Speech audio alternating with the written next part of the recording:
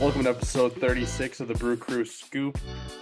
The Brewers started a 10-game homestand against some good teams. So far, they're 4-3, and that's the record since we last talked. Trio stayed hot. Hoskins is hot. Contreras is heating all the way back up. And then we're going to talk about all that. But at the end of this, we have another interview with the Javik Blake of the Biloxi Shuckers for another really good breakdown. Of what's going on with some of the guys who have been in Double A all year, and then the guys who've done so well that they moved up to Triple A Nashville. So really good interview again with him as always. We'll tuck that in somewhere near the end here, but good stuff. Brewers holding their ground. Yes, sir. It was a good series, like you said, the last two, and especially today, big win, I feel like, just for momentum of the team and kind of statement. Four-game series can look a lot different if we didn't get that game today. So I agree. Yeah, a huge one for the potential of the first round bye. I don't believe I'm assuming the rules on the tiebreakers are just head to head, so we're not going to have either tiebreaker against the Phillies or Dodgers. But it still helps us gain a game in the standings right now. So, first of all, Reds came to town this past weekend. Game one, Savali Spires. Brewers were up 8-0 after three. Adames and Terang homered. They ended up winning 8-3. Game two, Myers versus Martinez. It was scoreless the entire game except for a Rhys Hoskins solo shot in the bottom of the eighth. Brewers won 1-0. Myers went 9 1/3 with 9 strikeouts, no walks. Game three, DL Hall came back and faced Nick Lodolo. Ortiz homered in the first, but the Crew took a 4-3 loss in the game. Ross got the L. DL Hall looked pretty good. Little more to be desired maybe, but for his first start back, I think he looked okay. He was optioned, but sounds like when you break down that rule, it's more of a roster crunch thing, and we'll see him back without burning an option this year. So, um, I should explain that because of a doubleheader, we can call him up as a 27th man and avoid having to option him. So, or having it count as one of his option years essentially, because that would have been his last one. Dodgers came to town Monday, game one, Peralta versus Kershaw. Peralta, again, kind of meh. He doesn't look awful, but he just doesn't look quite like himself, unfortunately. Um, Contreras homered. Brewers lost 5-2. Betts versus Peralta, first inning, Peralta made him look really silly. He spun around and landed on the ground. And then after that, Betts came back with a 2-run shot in the next AB. So that was just fun seeing star versus star for sure. And as much as we all don't like the Dodgers, it is cool seeing a lineup of Ohtani, Betts, Freeman, Hernandez. Like it's such a good team. So cool to see Betts versus Peralta there. And then game two, Ray versus Stone. Colin Ray was uncharacteristically not good, I'll say. Kind of had to take his lump there because we needed him to eat some innings. So it might have not looked as bad, but he did end up carving out 6 innings for us, 7 earned. Game three, Montas, Bueller, Ortiz had an error early, which ended up in costing 3 unearned runs on Frankie Montas. He did walk in one of those runs, but it didn't count because he reached on an error. Brewers came marching back, and then a Churio bloop single late in the game gave them the lead, 5-4. And then Devin Williams came in and just handled the top of that Dodgers order that I just talked about. That's so good. A couple of tough calls on Mookie on fastballs outside, but smart on Devin to just keep going out there twice in a row. Um, Game four today, day game Thursday, Myers versus Flaherty. Flaherty, a guy who the Brewers likely were targeting in a trade. And they went at him with their rookie Tobias Myers, and Myers had a lot of traffic on the base pass. Different start from what his one against the Reds, but Dodgers had 1 strikeout, 1 walk, and 8 hits off of Myers in 5 2/3, only 2 earned runs.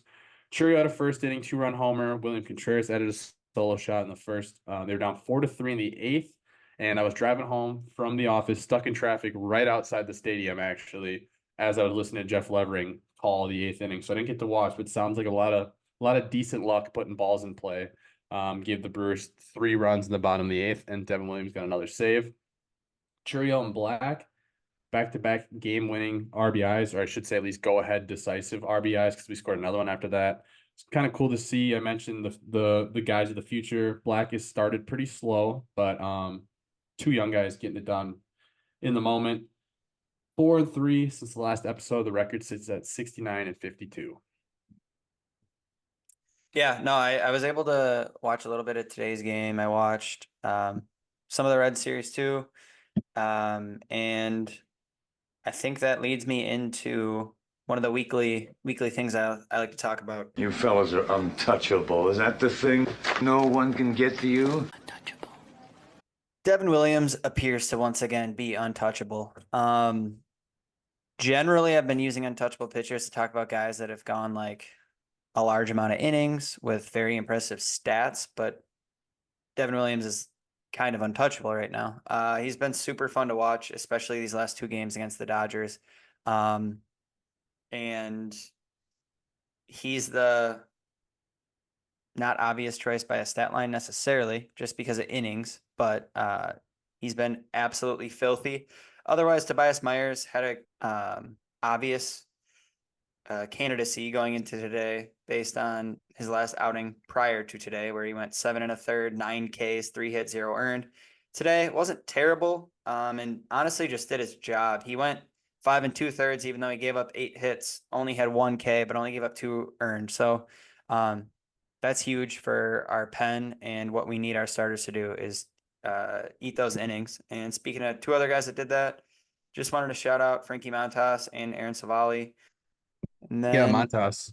yeah, Montas. It was hard to say because he walked in that run and he didn't help himself with those unearned runs, but I'm still feeling pretty good about him.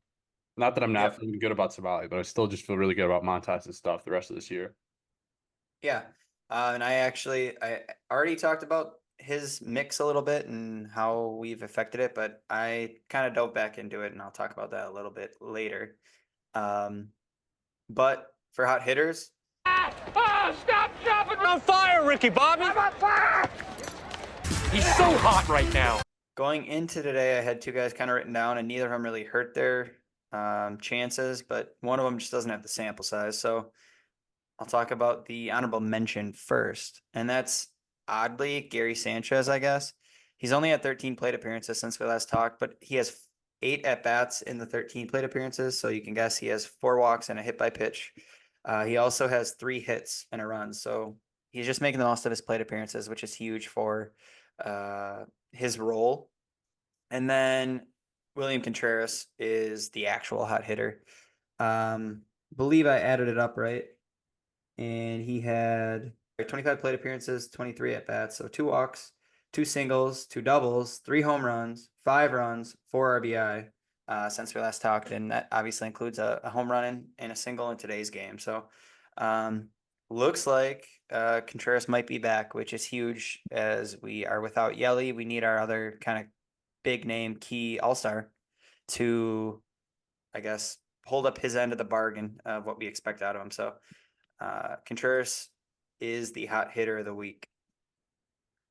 Yeah, he's been really heating back up, and that's good to see because I was a little discouraged for a short time there. That not that he's not still a good hitter no matter what, but you get really excited about an MVP candidate, and that kind of just disappeared into thin air pretty fast. He's no longer truly an MVP candidate. But if he gets hot at the right time, huge.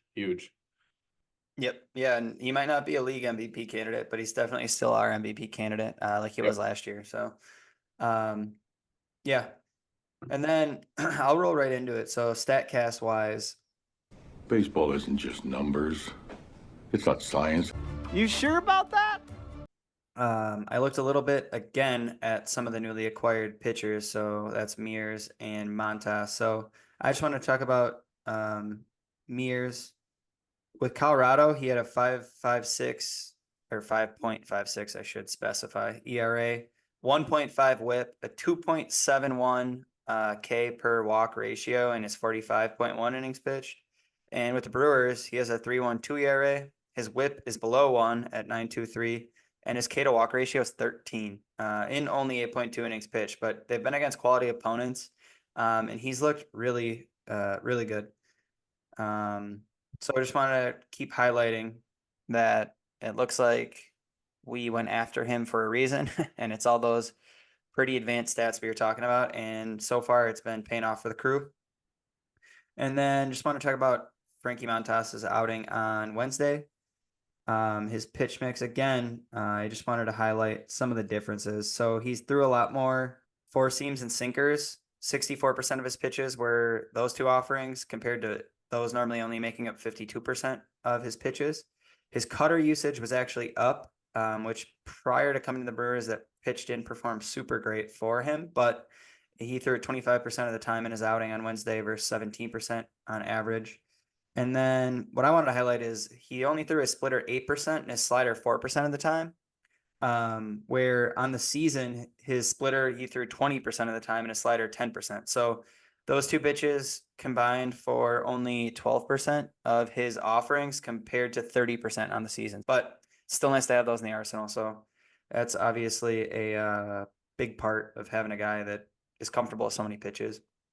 And then I kind of foreshadowed this, I guess, but I, prior to today's outing, was looking at Devin Williams' pitch metrics, and his fastball and changeup both are a mile an hour faster than they were last year, this year, which is probably partly due to a smaller, fresh sample size he's having now versus being stretched out over a season, but still good to see. And then his changeup is actually moving more on average vertically and horizontally than it did last year. So the Airbender is bending a little extra. So that might explain why he's untouchable.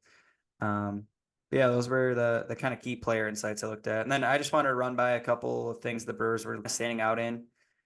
And that is we have the third best on base percentage. We were actually tied for third best with the Dodgers going into today. So I'd have to imagine we had more walks and hits than they did today. So maybe we pull ahead of them for sole possession of third. And then we're third in stolen bases, only 15 behind first place and 18 ahead of fourth place. So we're pretty clearly in the elite part of the league and swiping bags. And I was surprised to see that we were actually 2 sack bunts behind average.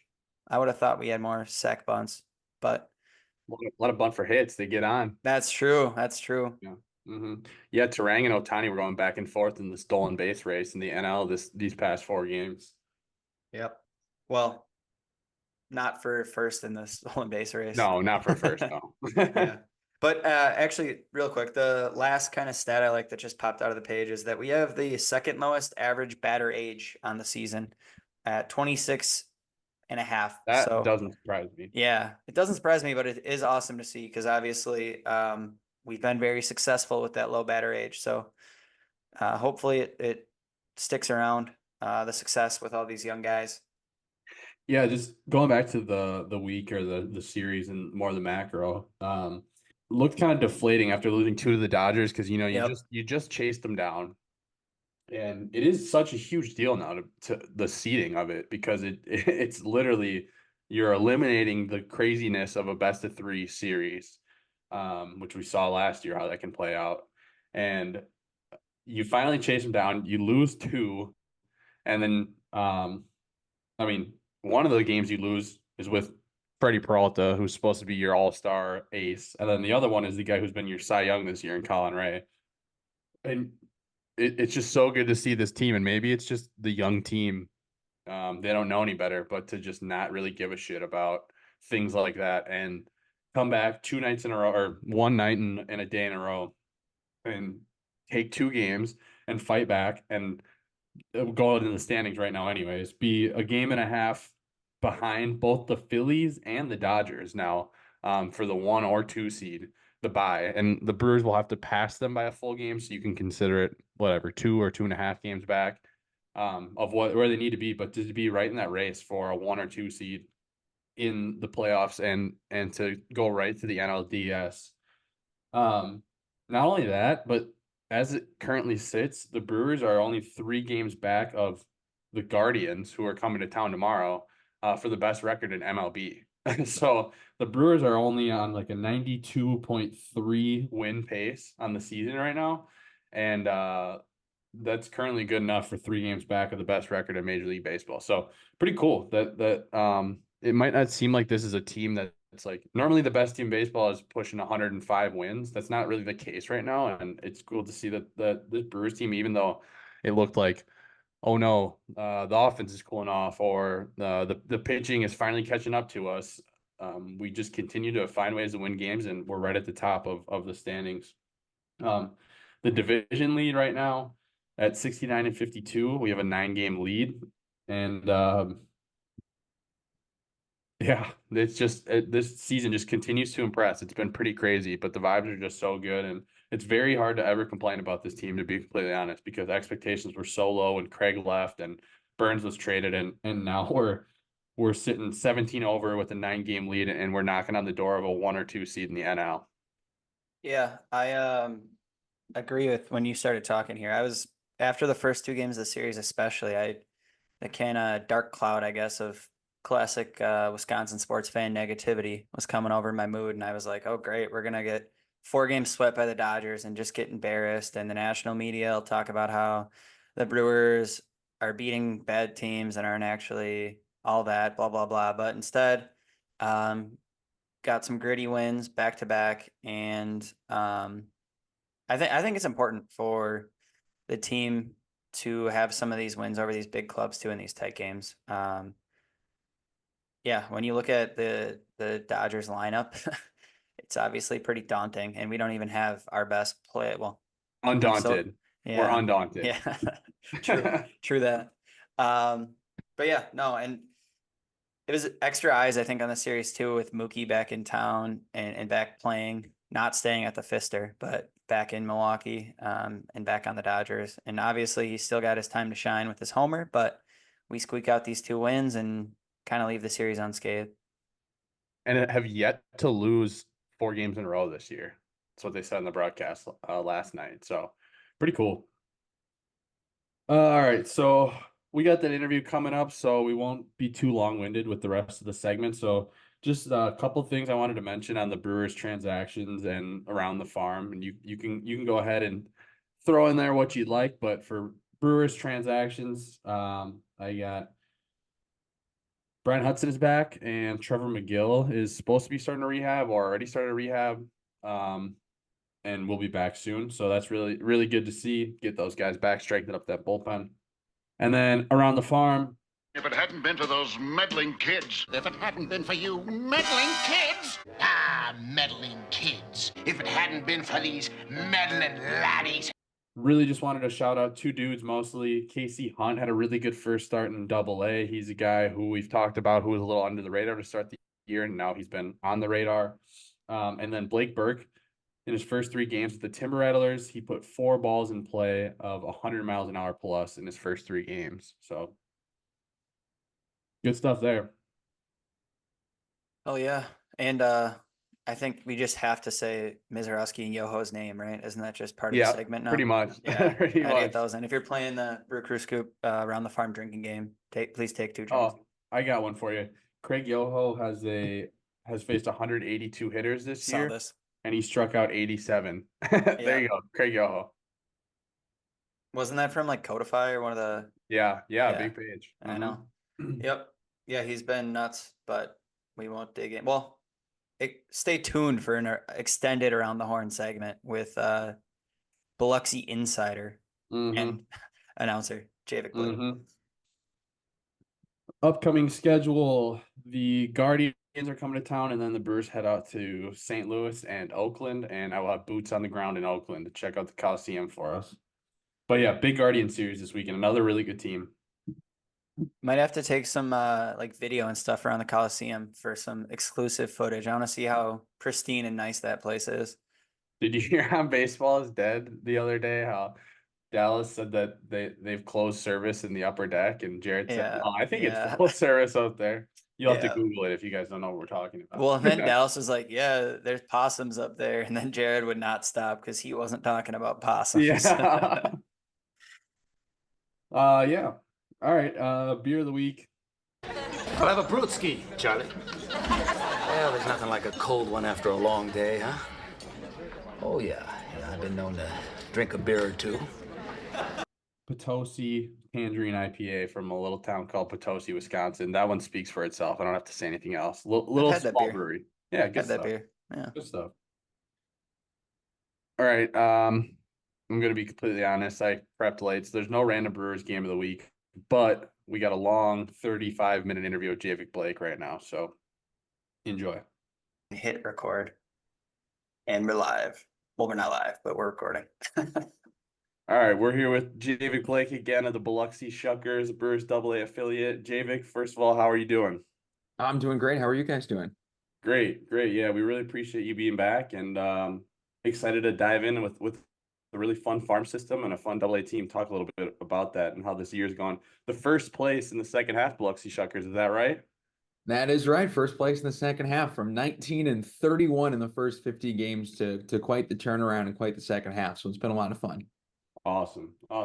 Yeah, and you guys, are you in Montgomery right now? Is that right? We are. I am in a hotel in beautiful Montgomery. The Biscuits, right? Yep. Nice. Yeah. I guess Cole, I'll let you take it away on your questions, but Yeah, I guess one easy question with the last couple of weeks, a lot of the stuff that comes through I'm still going to call it Twitter. So the Twitter feeds is some of the promotions we just saw. And you were talking about how good the second half's been for the Shuckers, but they just lost a number of talented arms and also Carlos D. Rodriguez. So I guess if you just want to talk about a couple of those pitchers that, were with the Shuckers for various amounts of time, I guess. But and I guess just talk about what you saw when they were there and what earned them that promotion. Yeah, well, first off, it's super exciting to see those guys get promoted, especially a guy like Carlos who's been here for, we're coming up on 2 full seasons in AA. And he was supposed to probably come up back in 22 before he got injured in Appleton because he was having a terrific season there. So it really has been quite the rise for Carlos D. Rodriguez. And now Jeff Hem in Nashville has to run into the same problem that I ran into last year. The fact that you can have Carlos Rodriguez pitching and Carlos Rodriguez in center, and both of them are in the same play. And you have to figure out how to say, well, the Carlos Rodriguez throws the pitch and Carlos Rodriguez catches it. And make people know that it's 2 different people who are in that play. But no, it's really exciting for him. He's an all-time great human being, really locked into his power too. He had 4 homers in 14 games before he got promoted. And his final at bat in AA was a homer, which was super exciting. So really excited to see him go up. And then the other guys are just so talented. Craig Yoho's disgusting. Logan Henderson's filthy. And Jacob Mizorowski, we all know how good Jacob Mizorowski is, especially as his control got a lot better in Biloxi as he came up on 10, 12, 14 starts here with us. I think he ended up making 19 starts this year with us before getting called up. But super, super exciting for him. And Craig Yoho is probably one of the most under the radar guys in all of minor league baseball, with the fact that, I firmly believe we had a big league bullpen arm hanging out in our AA bullpen for 2 months. It was incredible. He made guys stupid. It was like a 50% strikeout rate. So it was really fun to get to watch him pitch, and his story is just so incredible, going from a guy who was a hitter at Houston his freshman year of college, and then injuries and stuff made it that last year he was technically still a freshman in Indiana, to now being in AAA, one step away from the big leagues and likely a big league reliever very, very soon. It's just incredible. I did not know he was a hitter in college. That's a nice little nugget there that I didn't know. Yeah, he was. It's a little like James Meeker, because Meeker was a hitter, was like the starting third baseman for Akron with Really? forget who it was. Him and a guy who now plays for the Pirates were teammates at Akron before they shut down their baseball program. And Meeker didn't start pitching again because he pitched in high school. We didn't start pitching again until he went to Delaware. And it's the same thing with Yoho. He didn't start pitching in college really until last year in Indiana. Which is nuts. You just pick up and you get drafted in the 7th round. That's kind of cool. Yeah, that's incredible. I know you hit on the guys that I was going to ask about: Yoho, Mizorowski, Henderson. But we wanted to give you credit because when we did this last 4 months ago, we said, who's the under the radar guy that you should pay attention to? And you said Tobias Myers. And he's if it wasn't for Paul Skeens, he might be in the rookie of the year conversation right now in the National League. So who's the next player that's coming up that we don't know about in the bullpen or in the rotation that's going to take Milwaukee by storm? If you'd asked me 2 weeks ago, Craig Yoho, because Brewers people really know about him, and now he's in AAA, and the savant data's public, and Yeah, you that's what I was gonna that say. it, I that saw. it the change, yeah, the changeup's being categorized as the left-handed That's what I curve was gonna say. because they have no idea, like the auto tagging has no idea what to do with it. Yep. But yeah, Tobias, first off, what an incredible year for that guy. Last year, I mean, there was a point last year where he had an ERA of like 6 here in Mhm. AA, and to be up in the big leagues now, doing what he's doing, getting the length that he's getting too, is just incredible because he's a guy who's just had, 2 years ago, I think he went 1-15. Not that wins and losses matter a lot, but 1-15 with an ERA over 7 in AAA. This gives a lot of credit to and I know Pat Murphy has talked about this, but how good of a person and how dedicated to the craft Tobias is. And to put together the results and the way he's done it, again, just speaks the Brewers pitching lab strikes again. But as far as guys who are kind of under the radar, we've had a lot of them here this year. I mean, a lot of them have gotten hype. Logan Henderson, Jacob Mizorowski, Craig Yoho, obviously, more recently. But there are a couple different under the radar guys on the pitching side that are really interesting. Just trying to kind of think through our bullpen now. We got a guy like Caleb Bowman and Sam Gardner who are both pitching really well. Bowman's a lot of sinker, slider, cutter guy in the 90s with a lot of movement as well. And then, I mean, this is just recency bias, but Tate Keener's come up and he's been terrific. So that's a guy who's been really fun to watch as well. Now I know how to pronounce it.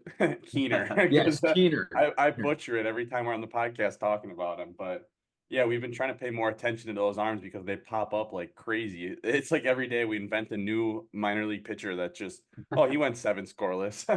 Yeah, and it's crazy. It's guys out of the bullpen too. I mean, Caleb Bowman has made so many strides. He's got a sub 2.5 ERA this year and a walk rate around 6%. And then obviously Craig Yoho is the big one. I mean, what else can you say? It's incredible. He shows up with Devin Williams' changeup, a slider that goes 20 inches in the other direction, and a sinker that is basically just his changeup, like movement as far as the horizontal break at 92. And you're supposed to hit it. I don't know how you're supposed to hit it, but apparently you're supposed to. That's the name of the game. Craig Yoho just makes it very hard. Okay.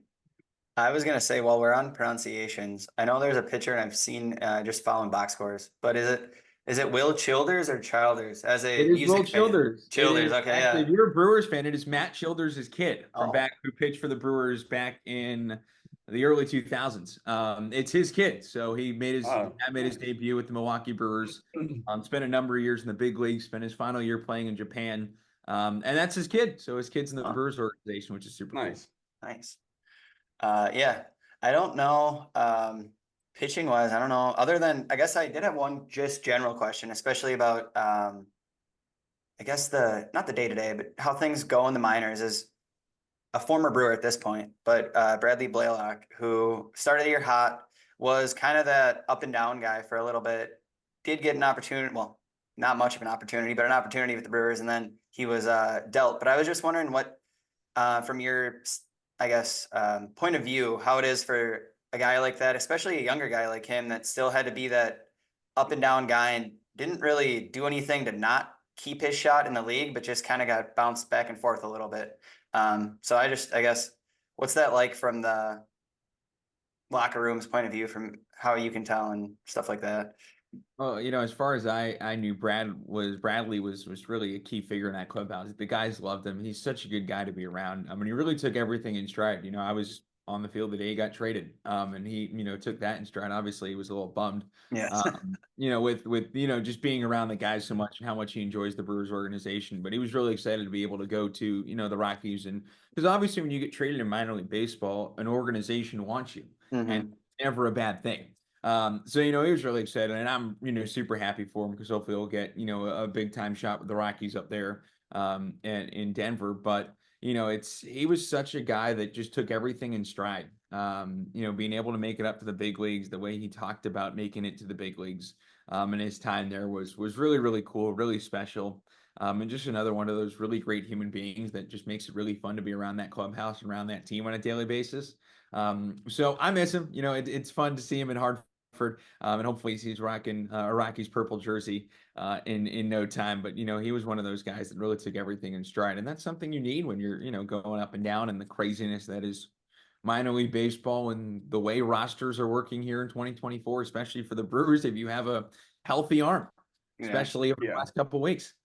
I think we've started 37 different pitchers this year. It's like, it's crazy. It's crazy. I mean, just touch on the Brewers for a second. Obviously, like the buzz in Milwaukee right now too, and you probably don't get a good sense of it because I mean they're doing well, but people I feel like are just so happy with this team because the expectations were so like not low, but they were so mild. I'll say, and all these young guys that this like homegrown young pitchers, hitters, defenders coming up. This team just so fun. They're quick. They brought back the bunt a little bit. They steal bases. They take the extra base on the throws. Like it's just such a fun team, and it's just a testament to this organization that the Brewers have put together, and homegrown talent is just is turning into success. But I want to talk about in AA. There's been a couple guys who were big picks recently. Brock Wilken and Mike Bovee. What's your takeaway on those two? The stats pop off the page, but I want to let hear from somebody who sees them on a day-to-day basis. Mike Bovee's an absolute dude, just a dude. Came back from the IL because when he went on the injured list, he stayed in Biloxi. So it's not like he went back to Arizona and played in some rehab games or anything. He was on the IL, hit some bit in the cage, stood in bullpens, watched some pitches, and then threw him in a game. He played 7 innings, went 1 for 4 or 1 for 3, and then they threw him out there for 9 innings the next day, and then he goes 3 straight games with a homer, and at one point, I think he had more homers than singles since coming off the injured list. So no, Mike Bovee's just incredible. He's a kid. Brock Wilken too. You forget they were drafted a year ago because they're that good and that mentally mature. Bovee's a guy who's just awesome. Really great kid, terrific swing. Is a guy that has been able to play first base really well, and that's a new position. He had to buy for himself a first baseman's mitt. So he's been learning that position. He's been going quite well. He's been playing some third, and he's a guy that doesn't strike out a ton either. So it's a lot of good contact. And then Brock Wilken just turned on the power here in the second half. Up to 14 homers in the Southern League this year. It's not like each of the last 3 years where it was offense heavy. Pitching is dominated this season.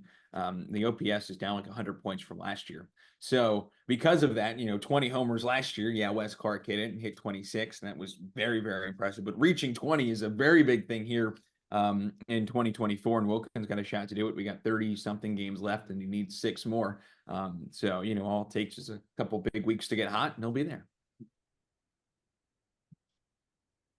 I know one guy in the offseason I kind of profiled, and I just thought was an interesting case and an interesting athlete for his position. But did Ernesto Martinez have any of those like splits, making scoops at first or anything fun like that? Because I remember seeing some of the clips of them, and they're kind of crazy. It happens at least once a week. At least once a week. He's just a freak athlete. That's what it is. I mean, it's like 6'7", basically just elastic. He can do everything. So it's really big over there at first, and it's a thunderous swing. I mean, he hit one over the scoreboard and right in Biloxi. I think still traveling around the universe and the cosmos at this point. So it is a thunderous swing from Ernesto, and the defense has been terrific over there at first. Thanks. Talking about a dude who plays some first base that I'm itching to see back in Milwaukee that we talked about last time. Tyler Black can't seem to get a fair shot here in Milwaukee, and it's starting to tick me off. I know there's mixed feelings because I think the knock on him is the defense and doesn't have a spot. But we saw him play in center field, and I feel like with Yelich out, they got to find some time for him, whether it's first, third, center, DH. They got to get him in there. So remind me, you said he played mostly first base in AA? He played mostly third base in AA. Okay. So right before the trade deadline, he played first and learned to play first in like 2 weeks, because at that point, I don't think anyone was certain if the Brewers were going to sign or trade for a first baseman at the deadline last year. And if not, well, Tyler Black would have had a great shot to take as many times as he liked, but he learned first base base literally in like the span of a week and a half. It was the nuttiest thing ever. So yeah, he played mostly third in Biloxi. Never touched the outfield, and then played like 6 or 7 games at first before he got promoted to AAA in August. And he got a lot better over at third. You know, he learned basically 2 positions in a calendar year in AA, which is ridiculous, especially last year and how good the league was talent wise. You know, it was impressive. You're standing over there, you're becoming a third baseman, and Junior Camanero's hitting 102-mile-an-hour rocket catch, and you got to backhand it, throw to first. Talk about a guy who still can't get his spot in the league too, is Caminero. I thought it was wide open for him on the Rays, and somehow did not give him the promotion yet. But can't really question the Rays, I guess. I know one other guy that I Biscuits believe are Rays, right? Montgomery. What? The Montgomery Biscuits are we're Rays. playing, Yeah, all right. yes, we're playing them right now. Go ahead, Cole. Sorry. No, you're good. None of the prospects we would have traded to him for Savali, they're probably lower than AA, right? That we traded Yeah, the Rays. I think they were like. Yeah, it was like a 18 years old, younger like, guy. yeah. Yeah. Mhm. All right, sorry. I believe Dylan O'Ray more recently got promoted, and I think he's not quite found his footing yet. But can you see some of the, I guess the potential, obviously, that the org sees in him in the off season, and what earned him the promotion with the contact skills? And I believe he plays center. Center and second, where he's been Okay. playing in Biloxi. But one of the big things for him is he's one of 4 guys in franchise history for the Shuckers. So for Brewers AA affiliate since 15, he's just the 4th guy to be under 21 years old and have at least 20 plate appearances. And it's Churio, Arcia, Caro, and O'Ray. Okay. He's still a baby. Yeah. And the other 3 guys turned out pretty okay. But I think the big thing for O'Ray is it's just a lot of learning here at the AA level. I was talking to our manager yesterday about it, and he actually has been doing a lot of work on in the cage, trying to fix up some things with his swing and some stuff there. And out of the All-Star break, he's been terrific. Since the break, he's hitting, I think, 260, OBP above 420, and an OPS above 860. So he's been really good in that regard. He draws a ton of walks. He steals a ton of bases. He already leads our team, and he's been here for basically the whole second half. It's been like 35, 40 games. That's it. And he's already almost at 20 stolen bases, which would be just like the 14th guy in franchise history to 20. And he's doing this again at 20 years old. So he's a guy who's just steadily becoming better and better and better here at the AA level. The defense is really good. So it's been a lot of fun to watch him grow, because really he got off to a bit of a tough start, and that kind of tanked right now the overall numbers. But you kind of look at the splits of about the past 2-3 weeks, and it's been really impressive from him. And a guy who, again, is all of 20 years old and is making these steps, and has that mental maturity here at the AA level, which is the big part that kind of carries you through those tough moments in AA, AAA, and then hopefully the big leagues. Yeah, I was gonna say a guy like that, where maybe his I guess main tool you see on the stat sheet is going to be the average a lot of the time, and when it starts slow, at least the speed and the defense is still there on the back end. I know he's a relatively smaller guy, I believe, so he's not necessarily profiled as like a pop type guy, but you look at like a Sal Frelick on the big league team, and as long as he can put the bat to ball and play defense, you have a home on any baseball team. So he'll be a guy to watch, and like you said, he's still super young, so that is exciting. One other guy too that I wanted to talk about, and kind of a specific game that caught eyes, but former pretty hype prospect in the org. I guess still a hype prospect in the org, but Eric Brown Jr. I know he had that 7 RBI game, and he kind of had been a little cooler, I think, as well throughout this year, just getting comfortable. But I guess how has he looked, and does it look like he's kind of finding his footing at the AA level, or you think he might need a bit more time, which is not a problem, right? We got time with all these prospects, and we don't need him today. But he's a guy that I was excited about, at least when we first drafted him. The college clips from Coastal were pretty fun. So yeah, that 7 RBI night was crazy, because we also put up 19 runs at the franchise record. He was like one of 3 guys in franchise history with 7 ribbies or more. And it was against the Biscuits, so that was fun, because they're entering today the best team in our division overall record wise, and it's the team we have a winning record against in the division on this season, which is quite fun. But for him, the big thing has been the glove this year. I think his defense short has been terrific, and that's been the biggest thing, is that no matter what on the hitting side of things, the glove hasn't slumped at all. He's been really, really good over there at short. He's made incredible plays, got himself on Sports Center, becoming Superman a couple times. He's made a couple of really great double plays up the middle. So that's the big thing is for me that I've seen this year and far of like, wow, this is really advanced. Is that defense in that glove at short because the range is ridiculous. He's got a ton of speed. He's put the speed to use in the base paths as well. So yeah, I mean that's one of the big things. The defense is absurd, which makes it a lot of fun out there. Yeah. Yeah, I just wanted to circle back to Dylan Ray for 1 second. You saying he's 20 years old, and I just want to say that Jackson Churio would sneeze at that because the man has turned into somewhat of a superstar here in the last 2 months. I don't know how much of that you've been able to catch maybe live, but I'm sure you've seen the stats. Do you get to watch live Brewers games at all, really, or are you pretty? I mean, I know the schedule is kind of crazy, but I was just curious if you've catched any of the Jackson Churio mania because Of course. he's taken the NL Central and the National League Rookie of the Year race by storm. I mean, obviously, like I said, there's still Skeens, but he's been incredible, and I was hoping you get to enjoy that as well. You don't have to let these guys graduate and never get to follow them again, obviously. Yeah, no, that's one of the big things. I always love following the guys that have been, with us throughout the last couple of years. But one of the big things is that whenever the Brewers play a day game and we are at home, the video board gets turned into the world's largest television, and the Brewers game is just on like a 96-foot television. That's awesome. Right field. So we'll always do that, which makes it fun. And obviously all the highlights and the fun stuff and everything I've seen from, guys like Jeff Levering or Josh Mauer or anybody on the Brewers radio side, it's just absurd. Like I mentioned, the 4 guys at 20, and one of them is a superstar, and it is Jackson Churio. And Jefferson Kara is probably right behind him, as long as his shoulder is okay next year. But Churio's absurd. I mean, the man's still the big thing, and this is the whole big thing last year. Last year he was the youngest guy in the league, one of the youngest guys in the league. This year, still one of the youngest, if not the youngest guy in Major League Baseball. And you're going to find those growing pains of adjusting to Major League Baseball at 20 years old, your first season in the bigs. And that's what happened early on. And then you figure it out. And this is exactly what happened last year. There was a lot of stuff last year early on of like, oh, is Churio overhyped? What's going on? He was hitting 225 in AA at 19 years old. Then the second half started. They took away the tacked baseballs, and he exploded.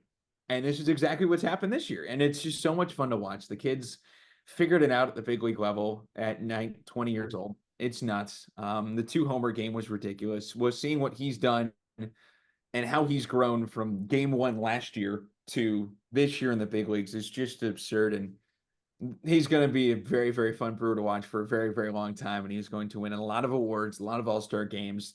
And I'm sure he's going to be the centerpiece of whenever that team brings the World Series to Milwaukee. Awesome. Yeah. He's been so fun to watch. But I caught one little thing in there that I wanted you to touch on a little more. You said they took away the pre-tagged baseballs in AA last year. Was that like? Yeah. So last year we played the whole season with big league baseballs, and half of the season they had like the tackier baseballs that you'll find in Korea or Japan. Yeah. And they use those for half the year. So it made everybody that much better on the pitching side.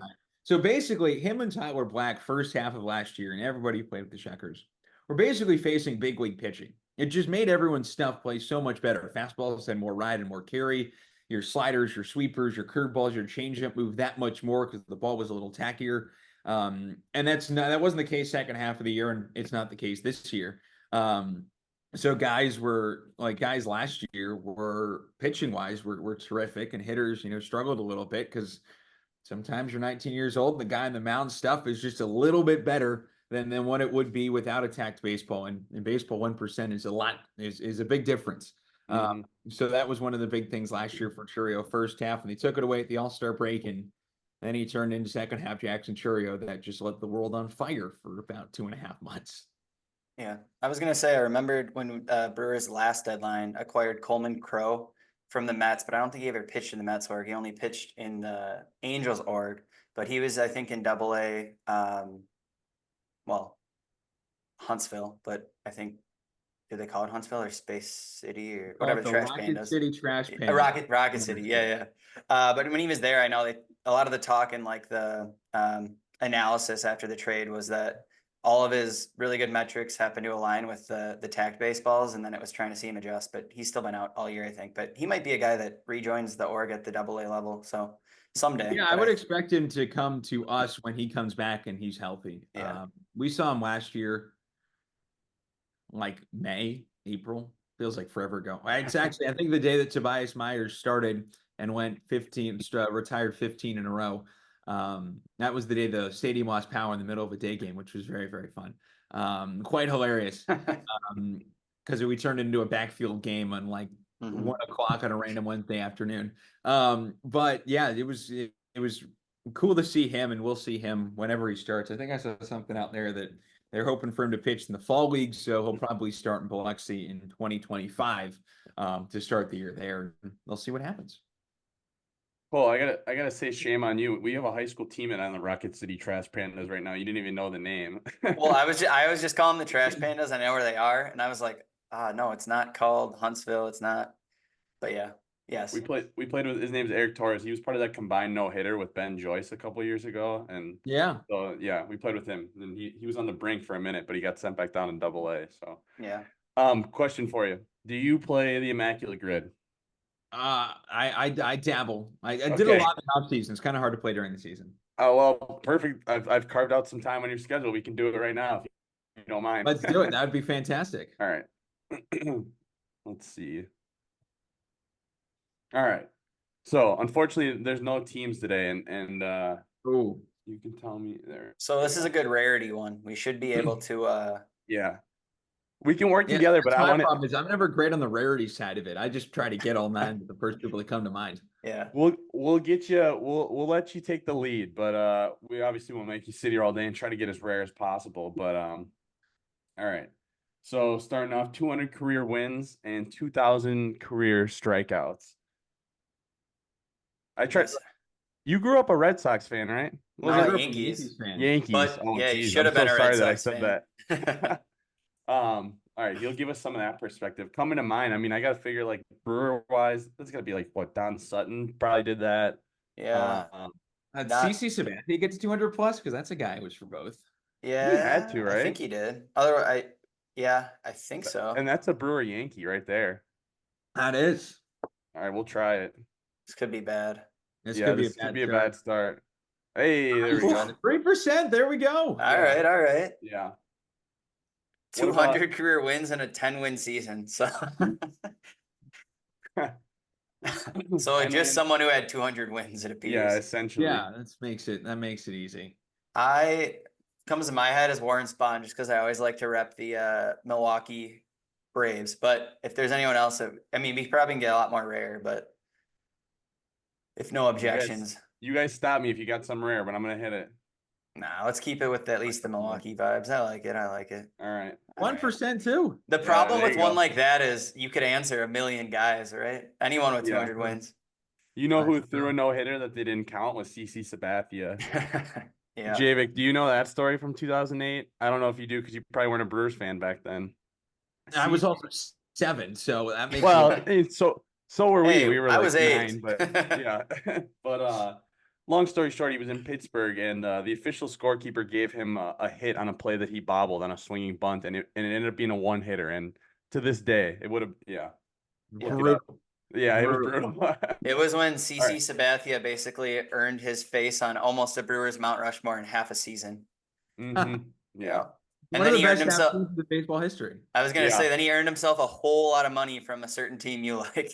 Yeah, and then it's the only World Series they've ever won in my entire lifetime. So that's fun. It was worth it. Yeah, very much worth it. All right, 200 wins and a no-no, and it can be a combined no-no, but I guess that won't really help because a lot of the win guys are old anyways. I mean, there are the easy ones that are just like Nolan Ryan. Well, it doesn't say through 7 no-hitters. It just says that's it. Through a no-hitter, 1 no-hitter. We'll do it because we want to be fun anyways and see the big names on there. Yeah. 20%. All right. Corbin Burns. I like that. He was part of the combined no-hitter. Cole, I like that. If combined counts, then we can do it. It does. All right. Nice. 0.4. Again, a 10-win season in the Cy Young. We probably Yeah. couldn't say all the Oh, Rick time. Porcello. Rick Porcello won right. 20 in the Cy Young. That Tigers rotation was insane. Wow. I No, can't he didn't believe even win. 5%. Purcell didn't even win it with the Tigers. That's the best part. He won it with the Red Sox. Oh, really? I thought Yeah, it was like Yeah. 2018. I use 27. Rick. Oh, I do remember that now. Yeah. It was the I whole hear- uproar. It was when he beat Justin Yeah. Verlander, and we got the all-time great tweet from Kate Upton.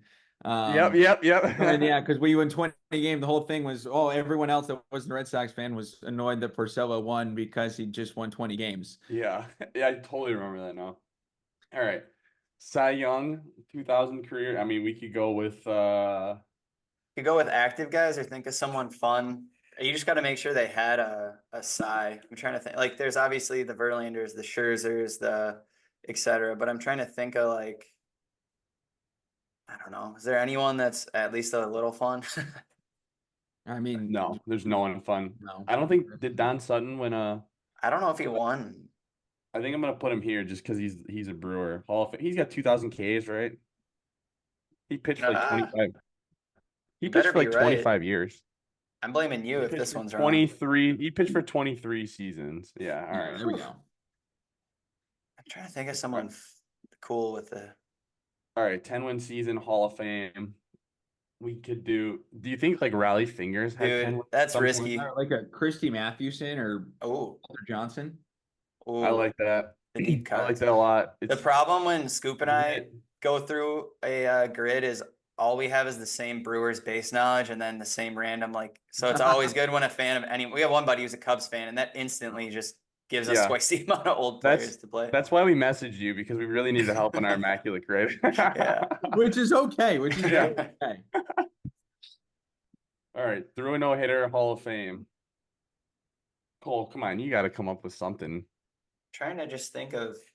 What about Like- how many no hitters do the Yankees have? The Brewers have 2 in franchise history, so there's not many options for us. How many do the Yankees? They got to have a billion. They do have a lot.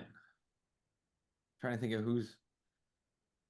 Who's the dude who threw it in the Don Larson? Yeah, he's not a Hall of Famer though. He's not okay. Cy Young in 2000 career. It could be a lot. I'm just trying to think of a fun like. Yeah. What about I guess I don't know if you want to Cy Young though. I was gonna say would it be Phil Necro? I know his brother was good too. Yeah. But I don't know if he want to Cy.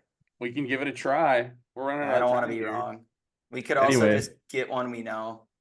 The It could be- problem is Cole likes to go nice and slow when he does his grits to get. No.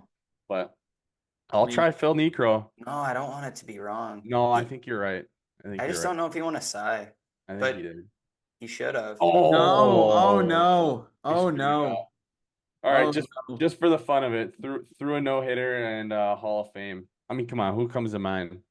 Sandy Koufax. All right, let's do it. All right. It's still rare. It was rare. And 150 is not bad. No, that's not bad at all. Missed one. Yeah. That was. All right. Well, Cole, I don't know if you have any final questions for him, but otherwise we can let the man head over to the stadium and take care of the biscuits today. Yeah, no, not really. I guess the one is as the Shuckers, do they have any sort of like oysters at the stadium or anything? Or I don't know if I'd We really? do sell oysters to the ballpark. I don't know if I'd eat ballpark stadium oysters though. It's a hot dog's fine. You can boil those, eat them raw, I guess. I don't know, but oyster? I'm not. I mean, it's bad because I'm the voice of the Shuckers, and I'm like not a huge oyster guy. Like I feel I like, like that kind of get, but like they do get them from the ocean. That's like 2 feet Yeah. high. Like Yeah. they do take it off the dock. Like there's like the head seafood distributor for South Mississippi is like a half mile from our ballpark. You can walk there, so Nice, it's not bad. I've heard they're good. I just I'm on air. I can't really eat. Wow. Yeah. I kind of go. I think I'll dabble in like a soft pretzel. That's about it. Add like some Dippin' Dots. Like if they got like a slushy Yeah. machine at the ballpark, then we're good to go. Yeah, we're in Montgomery this week. Their whole thing, well, it might not be their thing. That's just they get a soft pretzel, they dunk it in cinnamon sugar, and they hand it to you with a cup of frosting. That's about as far as we'll go for crazy ballpark pizza. Yeah, Yeah, I That's guess good you stuff. can't let the a bad oyster ruin your call. That would Yeah. No, because if I got to go to the bathroom, Yeah. I don't come back in time. There's just not going to be anyone calling the inning, and that's Yeah. good. Kind of defeats the purpose of my entire job of radio broadcaster. It's really hard to describe what's going on. Yeah. There's nobody there to describe what's going on. I'm sure like you could have some good stories over whatever 50 years of calling games of bathroom breaks and such. He's probably Yeah. told him on air at some point. Yeah. It's somewhere in the archives. One time I Mhm. listened, he was doing Vizzy hard seltzers and described what a hard seltzer is, and Yeah. they just started talking about rocks and seltzers. Now it's hard to put it somebody, and that's all. That was the perfect uke I needed for that day. Uh-huh. Yeah. No, that was my question. I was wondering. I like oysters, but I don't know. I'll have to try it, I guess, when we got to get down there next year, I think. Yeah, You definitely. guys said. But good stuff. We're about to get cut off here on our free Zoom. But just wanted to say thank you again for coming on, Javik Blake from the Biloxi Shuckers, and we definitely need to plan a trip next year, unless you get the call up to the Bigs. Who knows? So but we're trying to stop by next year and see the Biloxi Shuckers in all their glory. So we really appreciate your time. Thanks again. Yeah, thanks. You guys appreciate it, and glad we could get 150 rarity minus the 8 for 9. Yeah, Next time. Yeah, we'll get it next time. We'll get it next time. But appreciate you guys as always, and thank you again.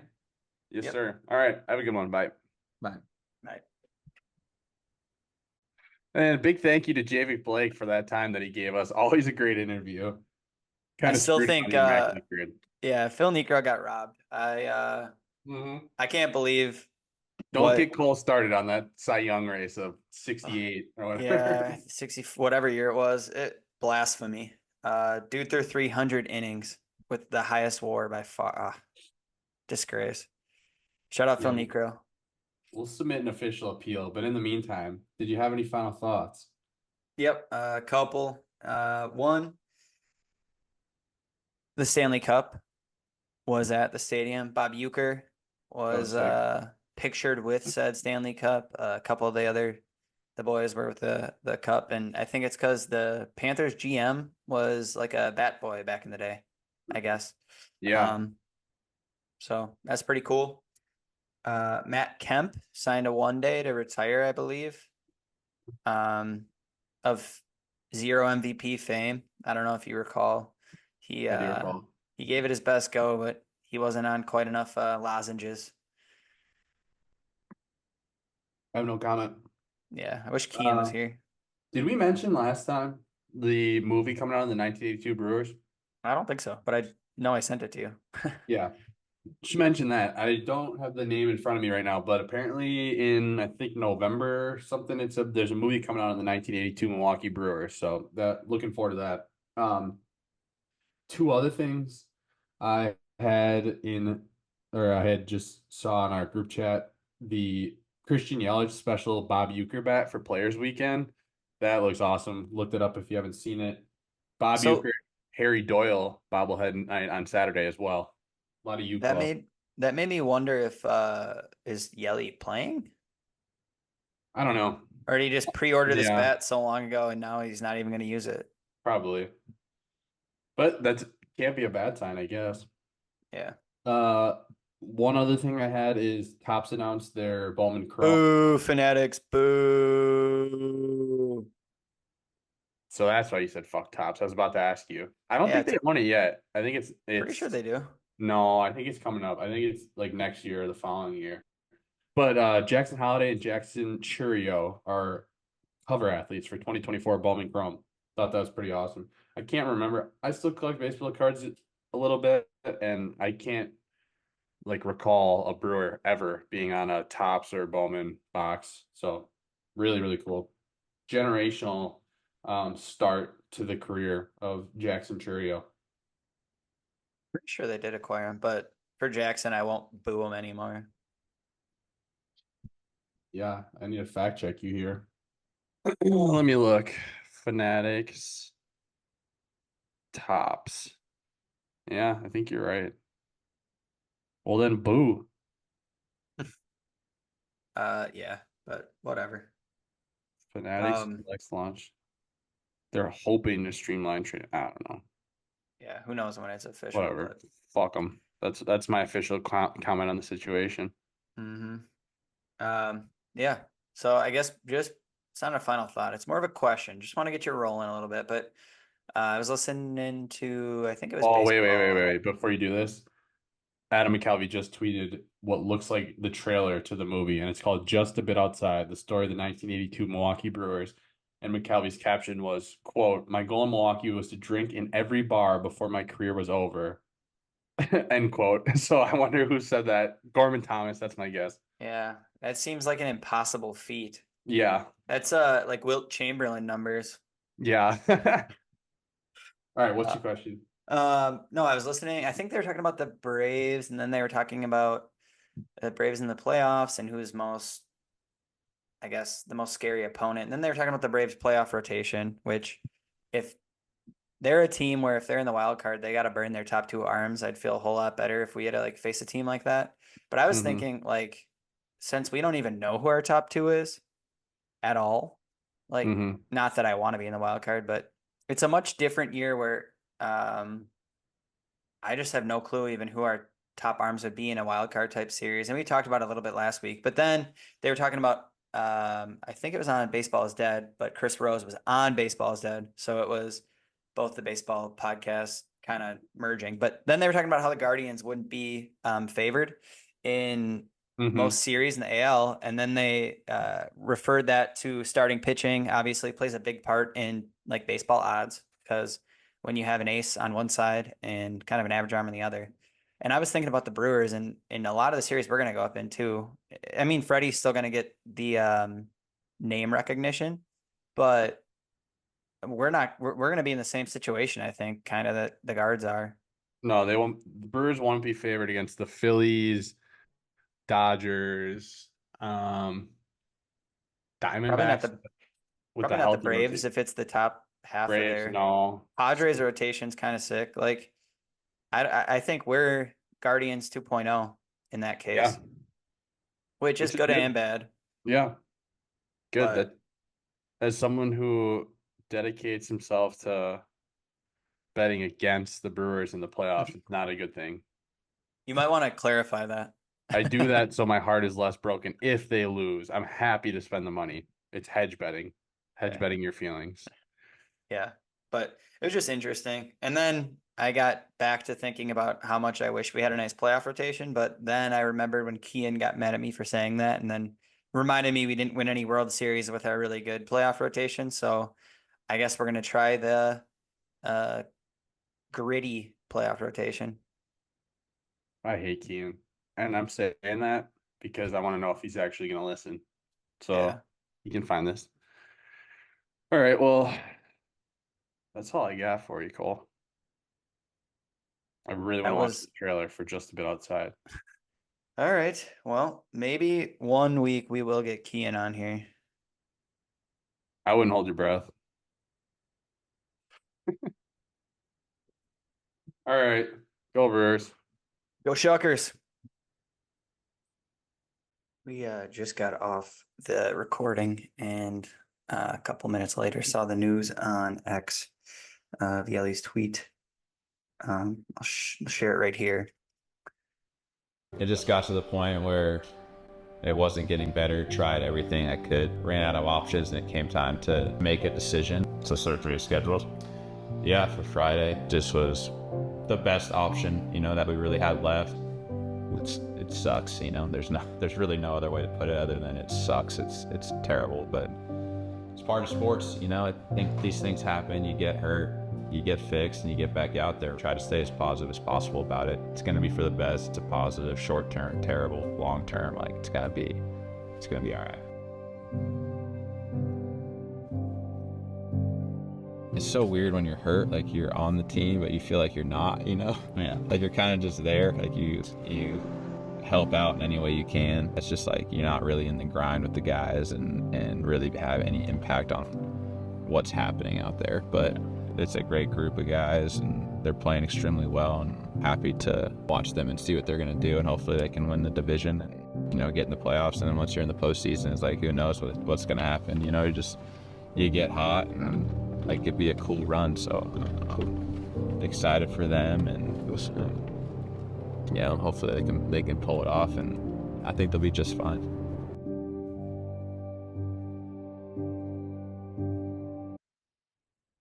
Yeah.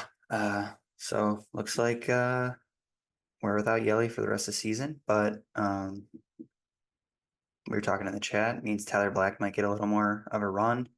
And obviously we've been doing it without him for a little bit here. We have the organizational depth.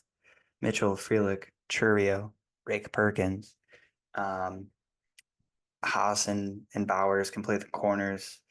So and even in AAA, Brewer Hicklin and some of those guys could provide the depth. So gonna make it a little harder, but it was gonna be difficult anyway. So the underdog story just gets a little bit tougher. But we've been doing it, we'll keep doing it, and these boys are undaunted with that chip on their shoulder. So go Brewers.